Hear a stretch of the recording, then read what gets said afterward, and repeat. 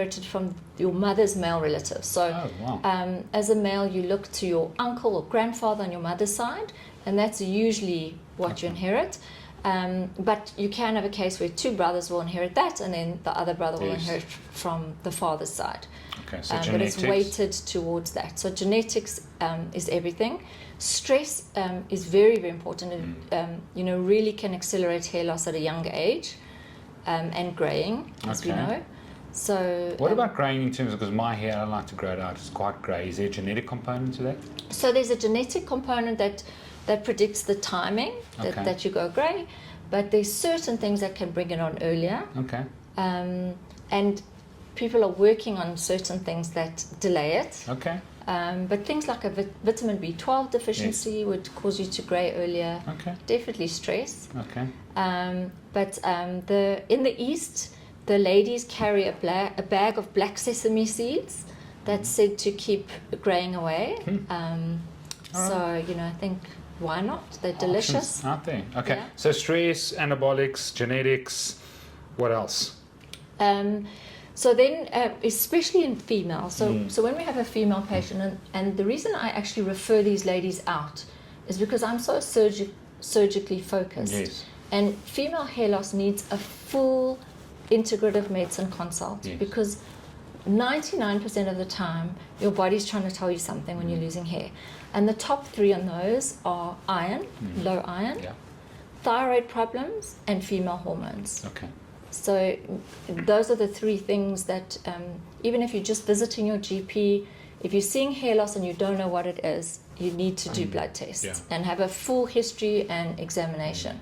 Brilliant. Yeah. And I think that's important. We'll link to the Dr. Barner episode, the endocrinologist, we spoke about, not only looking at T4 and TSH, T3, the conversion, then looking at thyroid antibodies, looking at reverse T3, and then the reverse T3 to T3 ratio is very, very important in terms of what's happening there.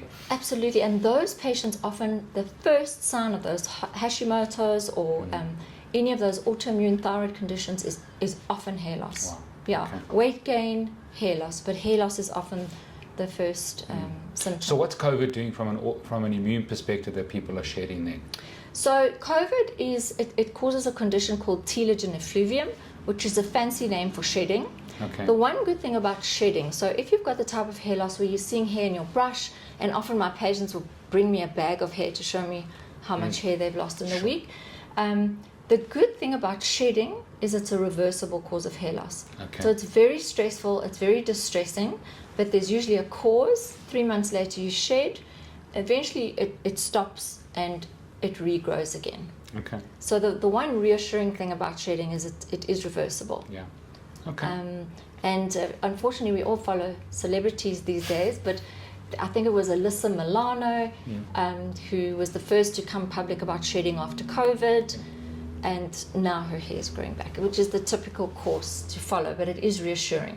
Okay, so looking at going to a functional medicine doctor, doing some full labs, checking it out, maybe checking, even men looking at your estrogen levels because it can be converted in the wrong direction. Just going to someone who really knows hormonal profiles, looking at iron, ferritin, those type of things, very, very important. Absolutely. And then another thing that we haven't touched on is, and this really helps for everything, is shooting your insulin is not great for hair. Okay. So someone with, for example, polycystic ovaries in a lady will often cause hair loss because it's a strong link to insulin, and that's where stories of eating too much sugar or popcorn leading to hair loss are not necessarily, they're a little bit of housewives' tales. Yes.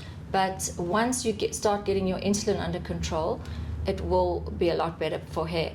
But having said all of that, if in your genetics you have a strong tendency for genetic hair loss, there's almost nothing you could do to prevent it. Geez, that's incredible. Yeah. Right. So, but then obviously if your insulin's high and you're insulin resistant, you're going to just accelerate it.